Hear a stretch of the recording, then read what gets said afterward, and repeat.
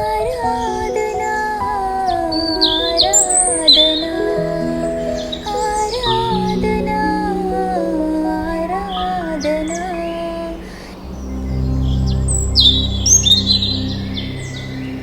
ప్రభు పేరిట మీ అందరికీ ఉదయకాలపు శుభములను దీవెనలను అందిస్తూ ఈ మండల కాలపు ధ్యానాంశంలోనికి మిమ్మల్ని అందరినీ కూడా ప్రేమతోనూ స్వాగతం తెలియజేస్తున్నాను. రష్యన్కి చెందిన ఒక గొప్ప మనిషి యూరి గగరిన్ 1961 సంవత్సరంలో అంతరిక్ష అన్వేషణలో తను ప్రయాణమై వెళ్దామనుకో అంతరిక్ష అన్వేషణలో తాను భూలోకము నుండి ప్రయాణము సిద్ధపరచుకొని ఆ ఆకాశ ప్రయాణమును చేసిన వాడిగా ఉంటున్నాడు.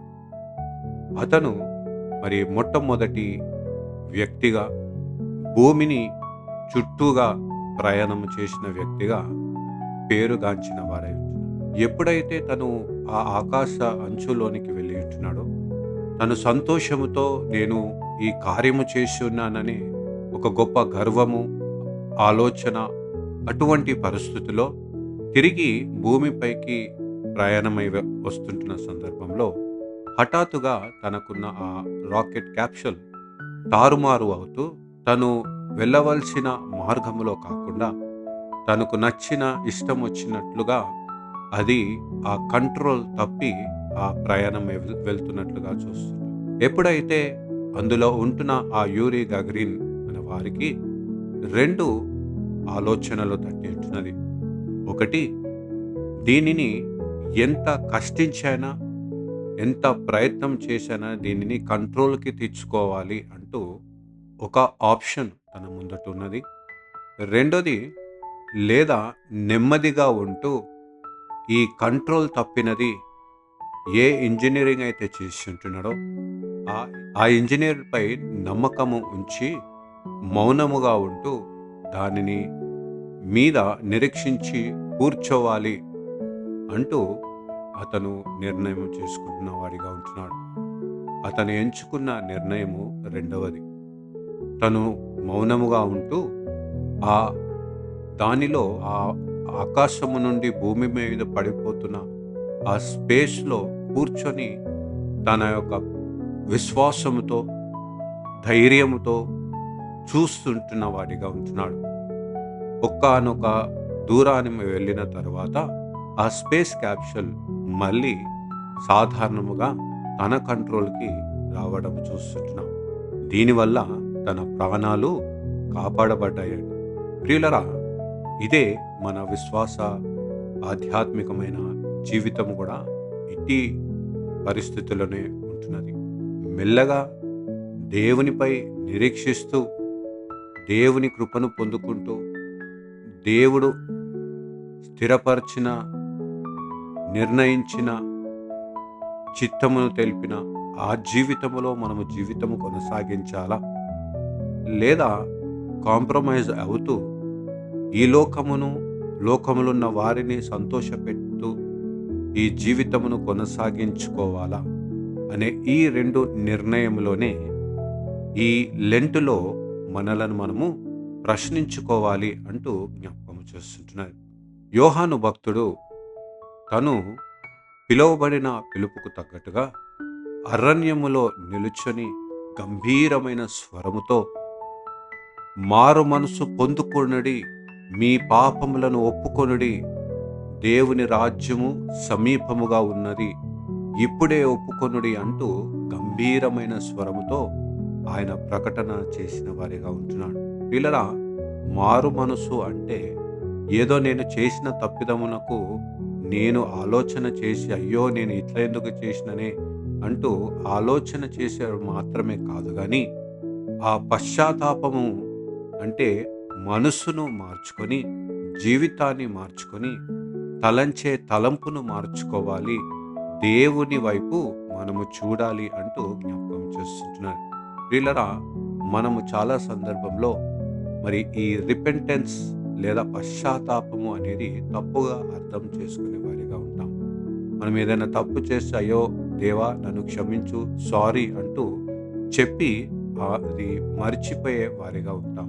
కానీ పశ్చాత్తాపము అనేది ముందుకు చూస్తూ దేవుడు నిర్ణయించిన కార్యములను, దేవుడు చూపించిన మార్గములో నడవడమే నిజమైన పశ్చాత్తాపము అంటూ జ్ఞాపకం చేస్తుంటున్నది. రెండవ ప్రాముఖ్యమైన సత్యము అపోస్తల కార్యము 3వ అధ్యాయం 19వ వచనంలో, ప్రభువు సముఖము నుండి విశ్రాంతి కాలంలో వచ్చినట్లును మీ కొరకు నియమించిన క్రీస్తు యేసు అను ఆయన పంపునట్లు మీ పాపములు తుడిచివేయబడు నిమిత్తము మారు మనసు నుండి తిరుగుడి అంటూ జ్ఞాపకం చేస్తుంది. ఇక్కడ మనము గమనించినట్లయితే పశ్చాత్తాపము పొందుడి, తిరుగుడి, మీ పాపములను తుడిచివేయబడు నిమిత్తము అంటూ చేస్తూ సేద తీర్చుకొనుడి, దేవుని సముఖమునందు విశ్రాంతిని పొందుకునే వారిగా ఉంటాము. ఎప్పుడు అంటే ఎప్పుడైతే పశ్చాత్తాపము పొందుకుంటూ పశ్చాత్తాపముతోనూ దేవుని వైపు మనము తిరుగుతూ మన పాపములను తుడిచివేయబడిన నిమిత్తము క్రీస్తులో ఆయన సన్నిధిలో మనకు నెమ్మదిని, సమాధానమును దేవుడు అనుగ్రహించేవాడిగా ఉంటాడు. అందుకోసము క్రీస్తులో ఉన్నవాడు నూతన సృష్టి, పాతవి గతించిన ఇదిగో సమస్తము క్రొత్తవాయను అంటూ జ్ఞాపకం చేస్తారు. ఇది ఒకటి గమనించినట్లయితే యోహాను భక్తుడు అక్కడ ఏదో ప్రైవేట్గా చిన్న గుడిసెలో లేదా చిన్న గదిలో వీరినందరినీ పిలిచి అక్కడ వారిని బాప్తిస్మం ఇయ్యాలి అనే ప్రయత్నము చేయలేదు, కానీ గంభీరముగా అక్కడ అందరూ చూస్తుండగానే వారి పాపములను తెలియజేస్తూ ఒప్పుకుంటూ వారి మధ్యలోనే యోహాను భక్తుడు నీటిలో మునిచి వారిని బాప్తిస్మము ఇచ్చిన వాడిగా ఉన్నట్లుగా చూస్తున్నాం. ప్రియులరా, it is a public declaration, not a private testimony. ఇది పబ్లిక్గా అది వారికి ప్రకటన చేస్తూ ఈ దేవుని నేను రక్షణ పొందుకుంటున్నాను, ఈ దేవుని యందు నేను విశ్వసిస్తుంటున్నాను అంటూ అక్కడ జ్ఞాపకము చేసిన వారిగా ఉంటున్నట్లుగా చూస్తుంటున్నాం. చివరిగా మనం చూసినట్లయితే యోహాను యొక్క పిలుపులో ఈ పశ్చాత్తాపము అనేది కేవలము సిద్ధపాటు మాత్రమే అంటూ జ్ఞాపకము చేస్తుంటున్నాడు.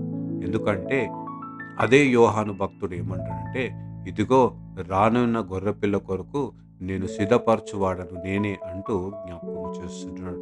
కాబట్టి ఈ పశ్చాత్తాపము అనేది నీ దృష్టిని దేవునిని చూచే కనులు ఎప్పుడైతే పొందుకుంటావో అప్పుడే దేవుని రాజ్యము నీలో ఉన్నది అంటూ జ్ఞాపకం చేస్తాడు. ఆయన కృపలో పశ్చాత్తాపము పొందుకుంటూ ఆయన సన్నిధిలో సంపూర్ణమైన సజీవమైన సాక్ష్యముగా జీవించుటకు త్రియేక దేవుడు మనకు సహాయం చేసి కాపాడును గాక.